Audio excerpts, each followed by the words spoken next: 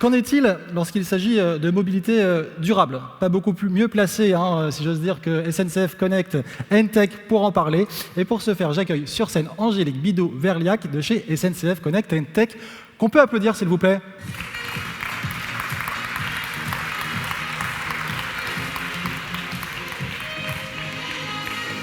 Bienvenue, je vous en prie.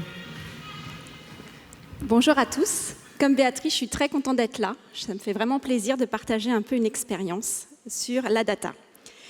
Souvent, quand on parle data, si je vous dis quelles entreprises vous viennent à l'esprit quand vous parlez de la data, je ne suis pas sûre que ce soit la SNCF. Je pense que vous pensez plutôt à des Américains. Et pourtant, SNCF Connect est né de la data. En fait, ça fait 20 ans qu'on existe, en fait. On est un pure player. Et de la donnée, on en a. Puis on en a beaucoup en plus. On a fait 1 milliard de billets vendus depuis la création. Et en fait, l'entreprise est née data-driven. On a beaucoup de données. Alors, qu'est-ce que je vais vous raconter aujourd'hui? Je vais vous raconter que notre entreprise, aujourd'hui, elle est en train de se transformer. Parce qu'en fait, les choses évoluent. Et la transformation, vous l'avez peut-être déjà vue. Ça a commencé par un nouvel objet que vous connaissez, qui s'appelle SNCF Connect. Qu'est-ce qu'on a fait? On a lancé un nouvel objet au mois de janvier. On a fait un peu une rupture. C'est quoi cette rupture? On a lancé en fait une nouvelle barre de recherche unique et universelle. On a un petit peu changé les habitudes de nos consommateurs, de nos clients. Voilà. Ça a fait du bruit. Ça a fait un peu de bruit médiatique. Peut-être que vous l'avez entendu, mais en tout cas, ça a été une réalité. Et on a fait ce changement. Et en faisant ce changement, c'était une conviction pour nous. Et je vais vous expliquer pourquoi on l'a fait. D'abord, on l'a fait parce que c'est nos clients qui nous l'ont demandé.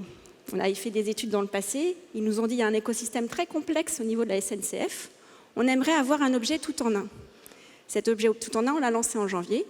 Ça veut dire quoi tout en un? Ça veut dire qu'on regroupe bien les trajets longue distance, les trajets courte distance, l'information voyageur, les abonnements régionaux. C'était vraiment ça l'ambition et c'est vraiment né d'une demande client. Donc nous l'avons fait. Nous l'avons fait, et aussi pourquoi nous l'avons fait, c'est parce qu'en fait, les marchés de la mobilité bougent en fait. Vous avez vu le contexte de la Covid, je pense que même vous, dans votre quotidien, la façon dont vous vous déplacez change. Et donc, ce changement, on l'a fait pour, en fait, devenir la référence numérique des mobilités durables. C'est vraiment ça notre promesse.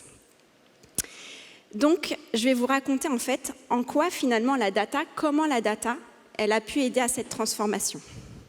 Et je vais vous donner des chiffres et je vais vous expliquer en fait quelques ingrédients qui nous ont permis d'y arriver. Tout d'abord, je vous l'ai dit, on est du coup data-driven depuis 20 ans presque en fait, un peu plus d'ailleurs si on fait les calculs.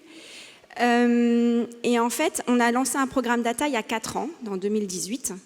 Et du coup, on avait déjà pas mal d'ingrédients qui étaient disponibles et je vais vous les raconter avec quelques chiffres clés.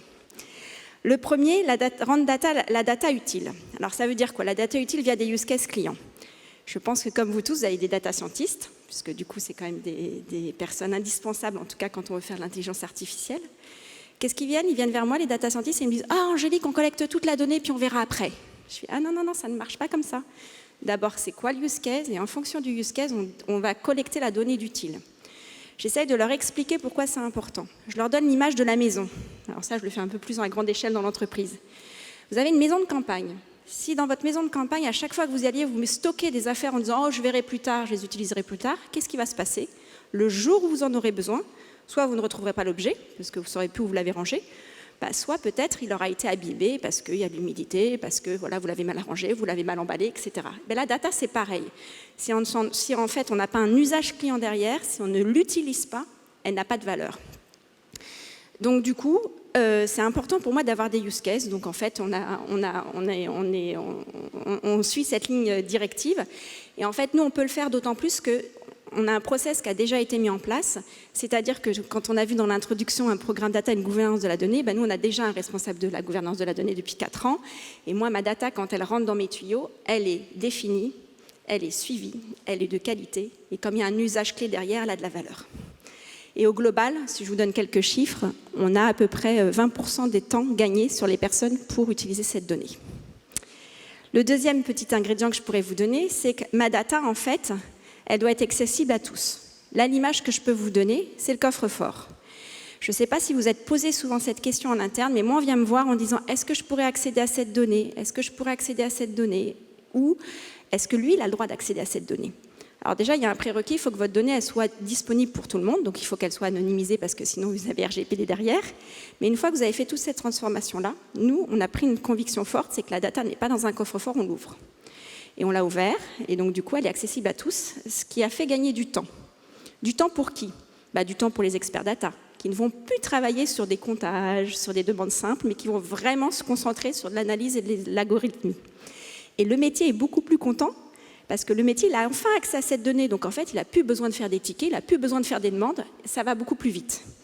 Et au final, on est gagnant, cette donnée, on l'utilise beaucoup plus, et du coup, ça a une vraie valeur ajoutée, et c'est là où on voit vraiment l'importance de la data pour les prises de décision. Alors nous, ce qu'on a mis en place, mais comme peut-être beaucoup d'entre vous, c'est tout simplement des dashboards en temps réel, et beaucoup de data vis pour acculturer en fait le métier, pour éviter de faire des demandes assez simples au niveau de la data.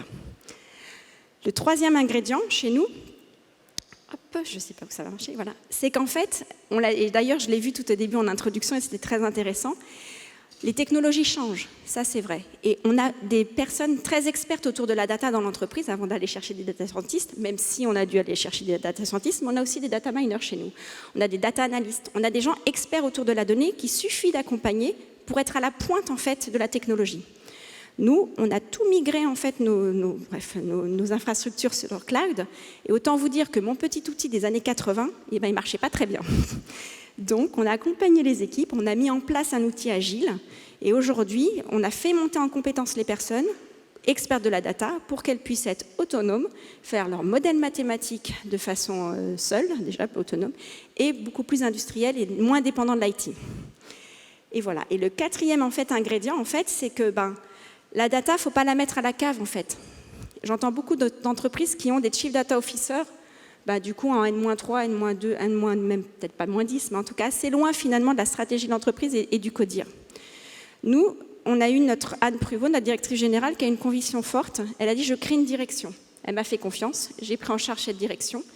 Et du coup, en quoi ça a changé? Ça a changé parce qu'aujourd'hui, quand il y a un souci, quand il y a une question en CODIR, on me la pose à moi et on me regarde. Angélique, tu peux nous donner des chiffres pour voir si, par exemple, le bruit médiatique, est-ce qu'il est juste ou pas?